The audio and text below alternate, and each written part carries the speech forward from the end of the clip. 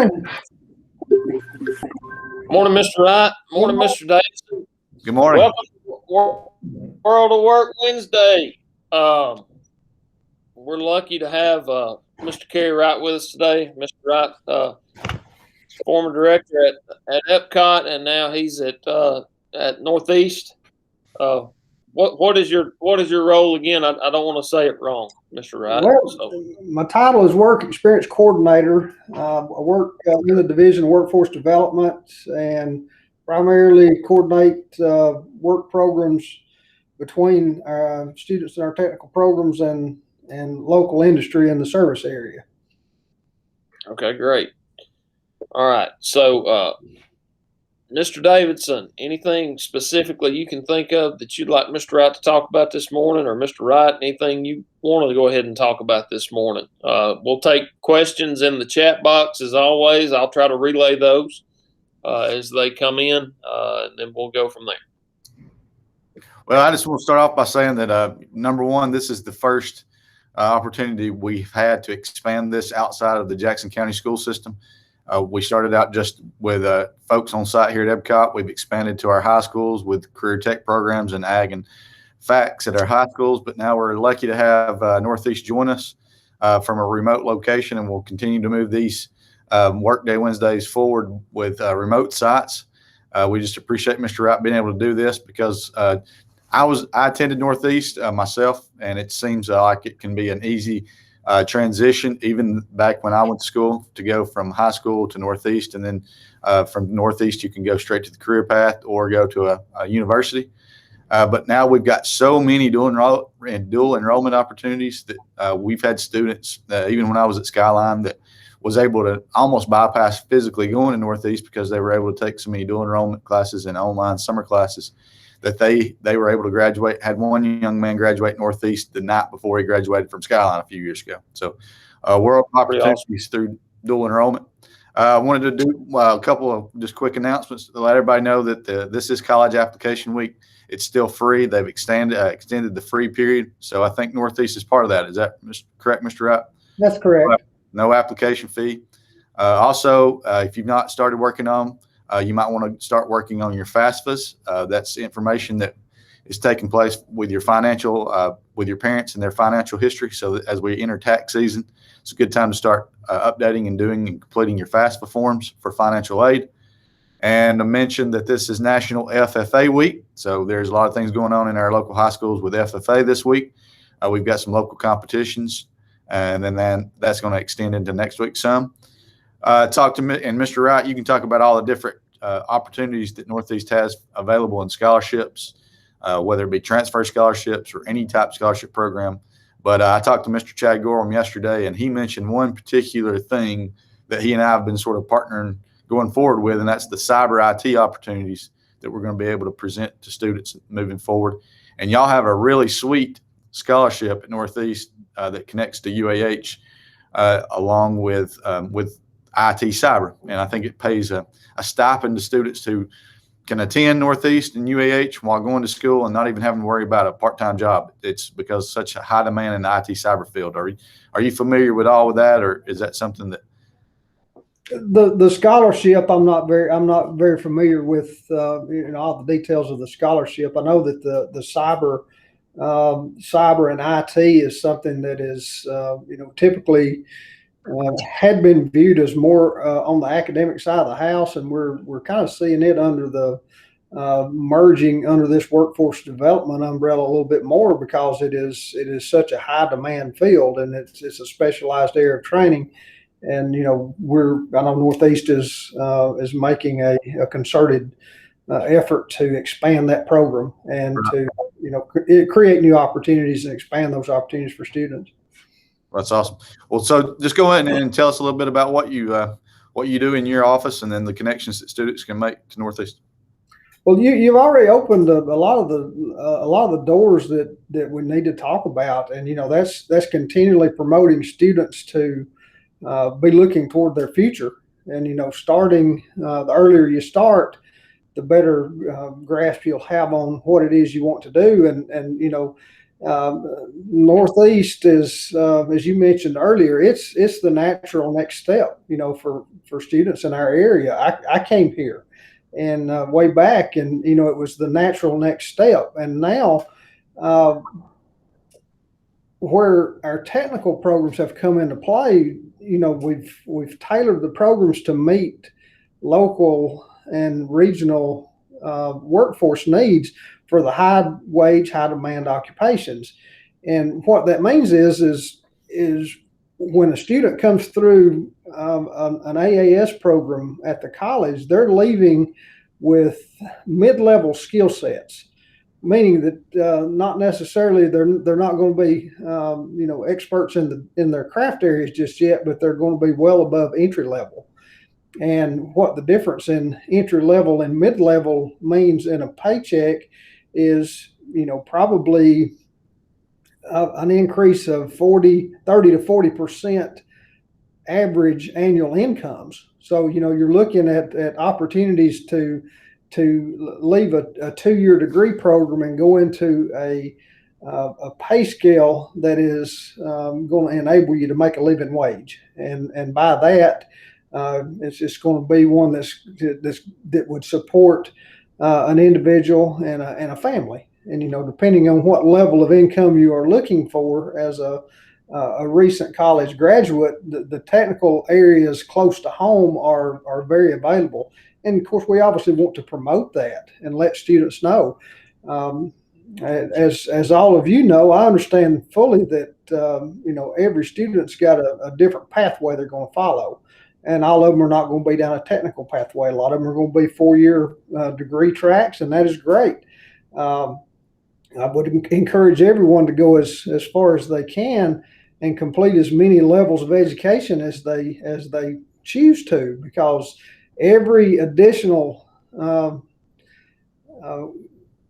level of learning and level of accomplishment creates and opens more doors of opportunity in a career path. And and on my side of the house here at the college, we're focused in on that workforce development side and the technical career paths. That's not to say that choosing a 2-year program has to be all you do. I know that a lot of people will complete 2-year degrees and in a particular career path or career technical area, and then follow that on into a 4-year program at a college later on. And what these 2-year associate applied science degrees in these technical areas gives you is earning capacity. And for that student that may not have the financial resources to go to a 4-year college, starting in a 2-year degree path and getting in a situation to where you can work your way through and pay your way as you go is definitely an option, and something that we want to just make students aware of. Absolutely. Mr. Wright, can you touch on, and I know we've touched on it, Mr. Davidson, over the past semester or so, what all programs do y'all offer at Northeast in the career technical side? On the career technical side, our traditional programs are machine tool technology, welding, industrial systems programs to include electronics and instrumentation, industrial maintenance, industrial mechanical maintenance and electrical maintenance, drafting into design, HVAC, ACR, and engineering technology. And those are the primary programs that are defined as the high wage, high demand areas. All right. And so many of those link up with programs we've got here at Epcot right now.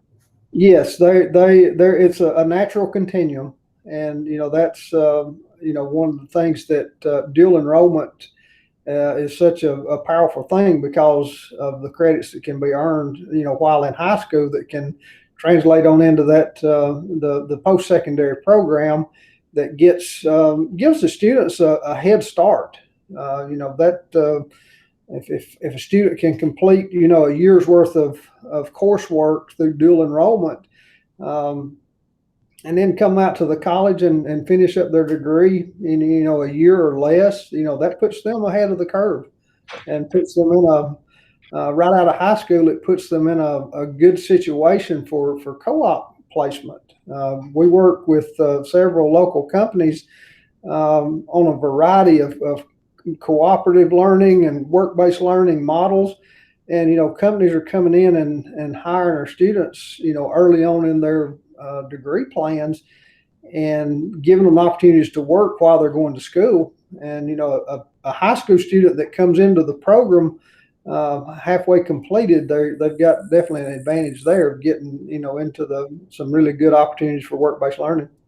Talk more about the apprenticeship program that you've sort of spearheaded at Northeast and the movement across the state of Alabama to be a ready-to-work state. Talk maybe a little bit about ready-to-work and different apprenticeship programs that are going to be available going forward. Yeah, the apprenticeship is, we're kind of hearing it in a new perspective in the state. Apprenticeship has been around for years. It was the training model that goes back, to the early and mid 1900s in America, and basically it is a company investing in their own workforce. And at the college, we provide what is known as the related technical instruction. The companies, through an apprenticeship approach, they will provide that hands-on learning, on-the-job training. All those different terminologies that are used to represent that experience a student gets while they're in a classroom setting.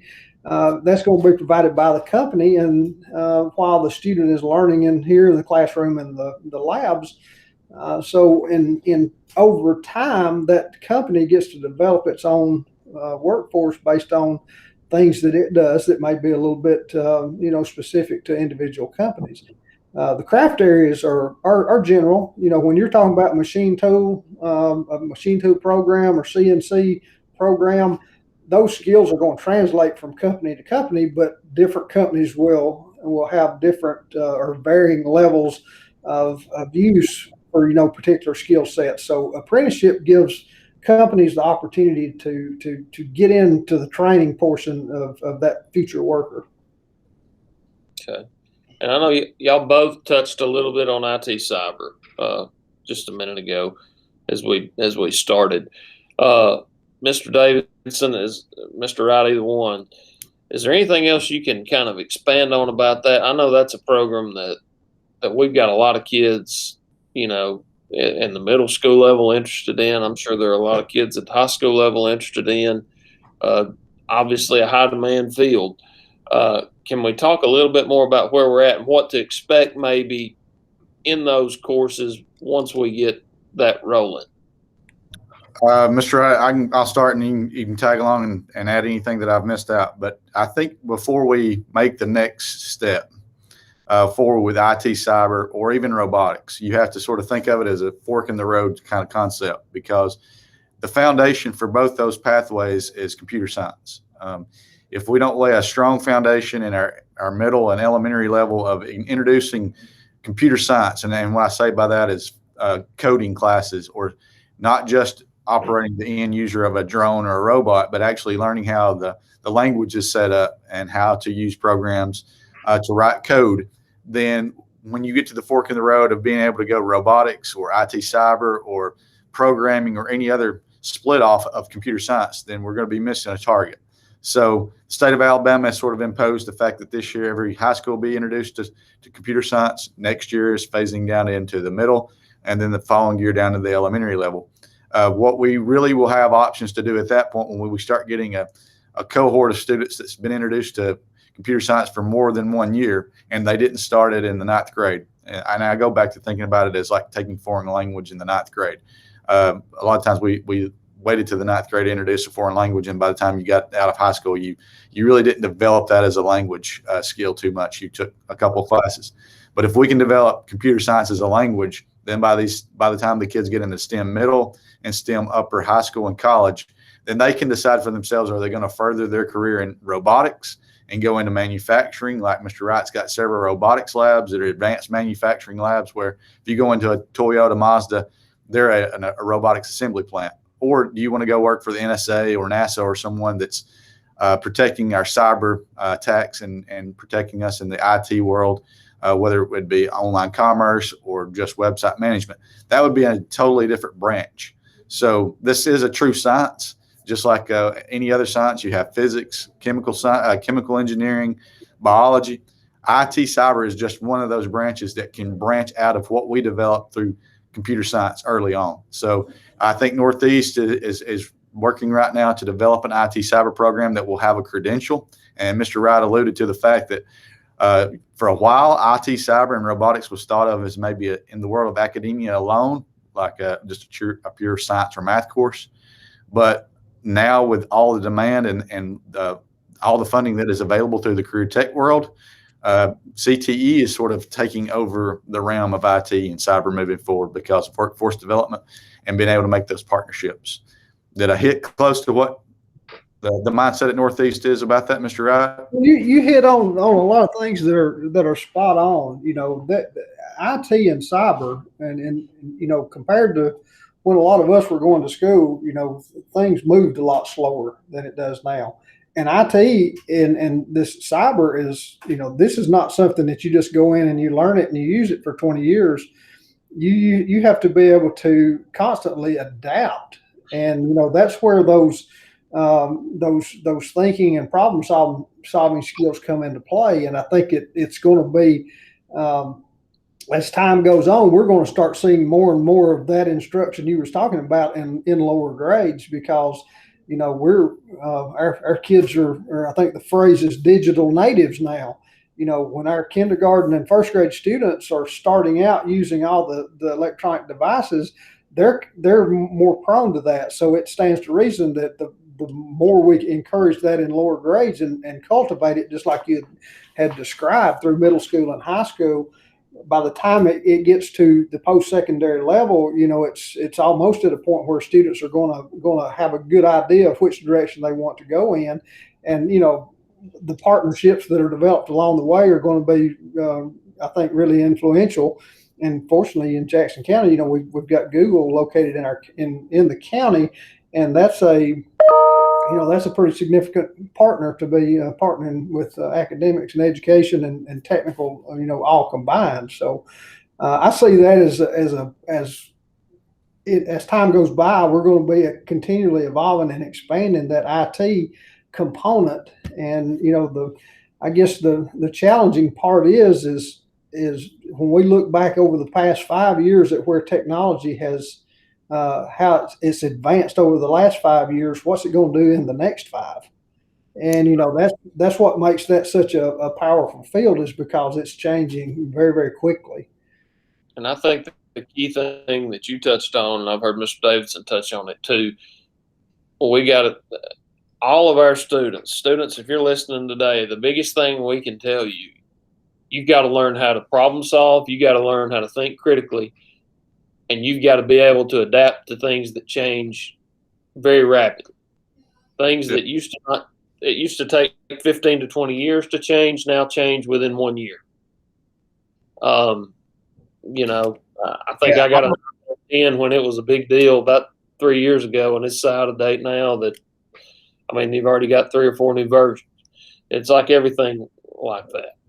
I want to mention one other thing. We reach a large audience of teachers too. There's a lot of teachers listening to this, and when we use that word adaptive, and we say that that the state or the movement to bring all this is moving middle and lower.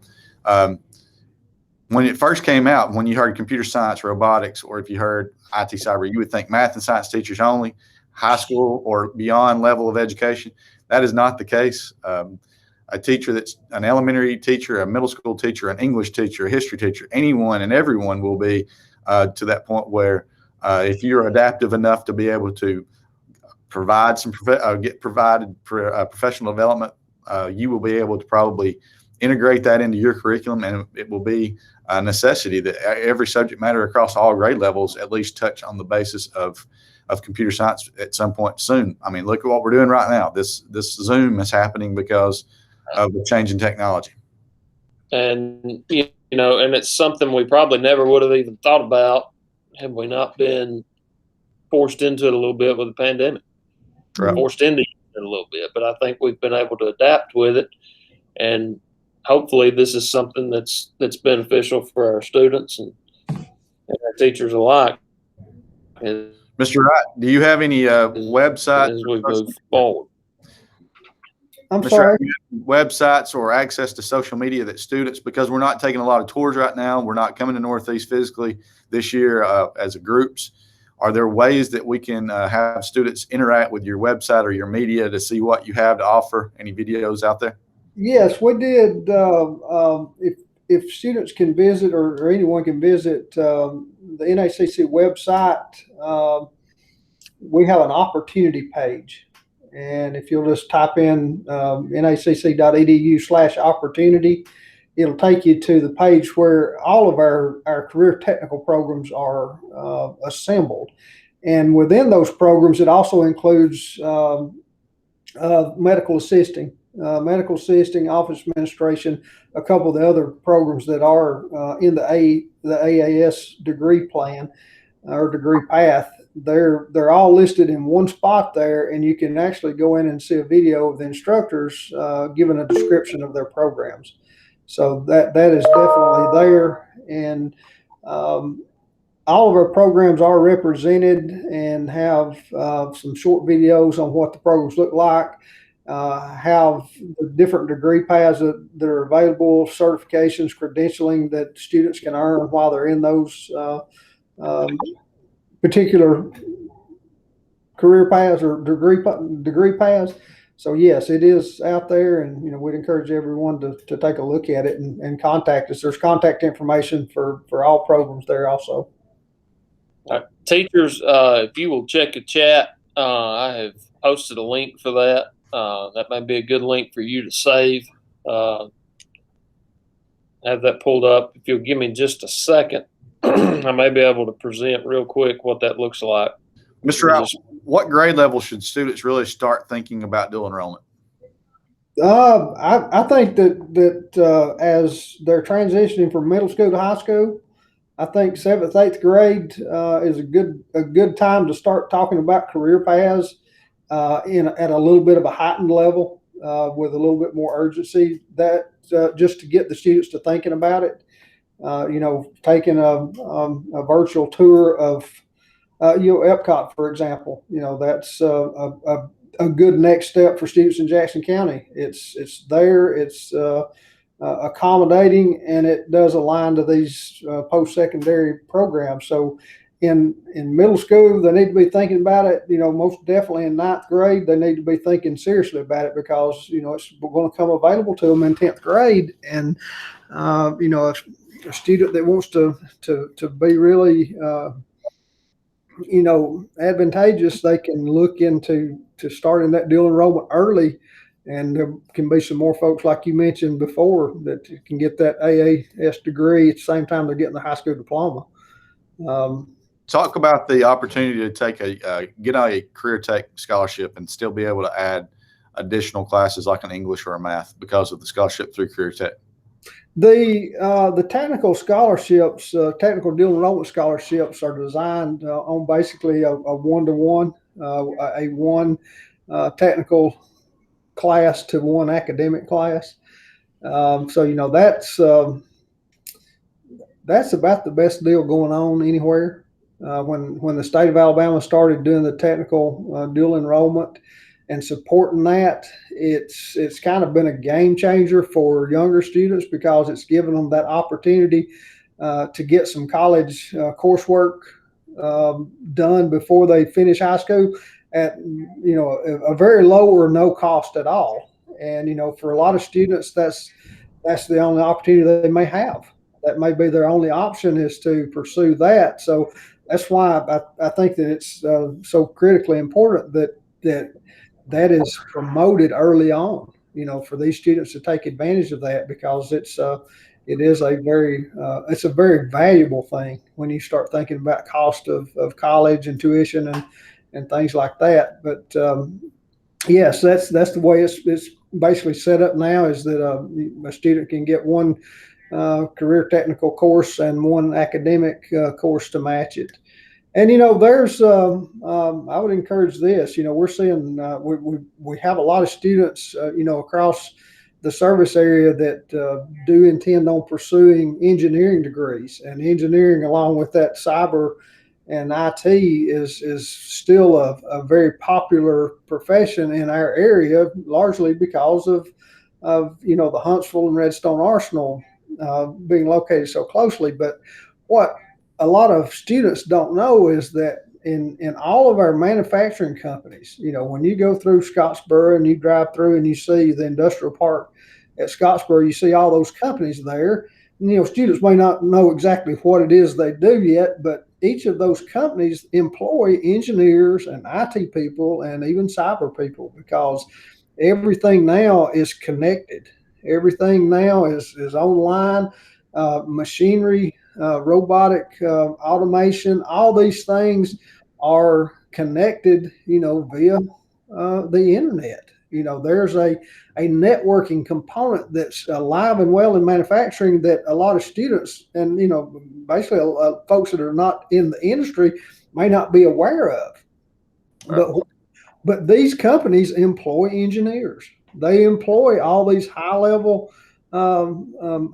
academic folks to work in these plants. And, that's another thing that we're trying to promote, is just the knowledge that these opportunities are close by, and they may be right next door to you and you're just not aware of it. So what I think would be a natural progression for this generation of students would be to come to high school, get involved with something that they are familiar with, if they're comfortable with career tech, explore those options while they're in high school for free, then go next step to Northeast for an associate's degree, probably paid for through scholarship, get employed through a company before you go straight to a four-year university and get a degree in something, number one, that you don't really like when you get finished with it, or two, you can't get employed with once you get your degree path. Many opportunities are out there for companies to send their employees back to school to finish up four-year degrees. And you can do this at a much cheaper path if you take the Career Tech Northeast pathway and get involved with one of these local companies that would be glad to send you back for some field that you may not even be aware of until you're employed in that company, and then you're able to explore all the jobs under that company. And I think the thing too about that is, the more opportunities you can create for yourself, students, the more doors you can open for yourself through going to Epcot, going Northeast, getting credentials, getting certified in different areas. Those things, people can't take them away from you. And sure, you can always go on and pursue whatever at the four-year level like Mr. Davidson's talking about. But this may be something you really like, and you can make just as much, if not more money doing these things than you can make with a four-year degree. But, a lot of you, I know I've got my middle schoolers on here. I know we got several at Stevenson on this morning that I see. Understand, it's not too early for you to be thinking about these things. Be thinking about what do you want to take at Epcot if you're in the 7th, 8th grade. I've had conversations with 6th graders that are like, man, there's just so many things down there. I want to try all of them. Well, try to find ways on YouTube and things like that to kind of dabble in those things now, so you can get a better idea to make your decision when you get to high school. Because if you got a clear path and a clear goal set before you get to high school, I think that's going to make things a lot easier for you, and it makes it a lot easier for you to pursue the paths that Mr. Wright and Mr. Davidson are talking about this morning. Thank you, Mr. Wright, for joining us this morning. Okay, I appreciate it. I'd like to just throw in one more thought, just for young folks to think on. There's two things that in life that I believe and have tried to convey to students and people that are around me, is that we're in control of, and one is our attitude, and the other is the amount of effort we put into something. And if you look at your education as a train ride, and you're already on the train now, you're in school, and look at the stops that are along the way. take a look at the map to see where this train is going, and determine how far you want to ride it. And I used to try to tell the high school students, look at these first few technical courses you're taking as the first length of that ride, and where can it take you from here? And the sky's the limit. And I encourage everyone to learn a technical skill.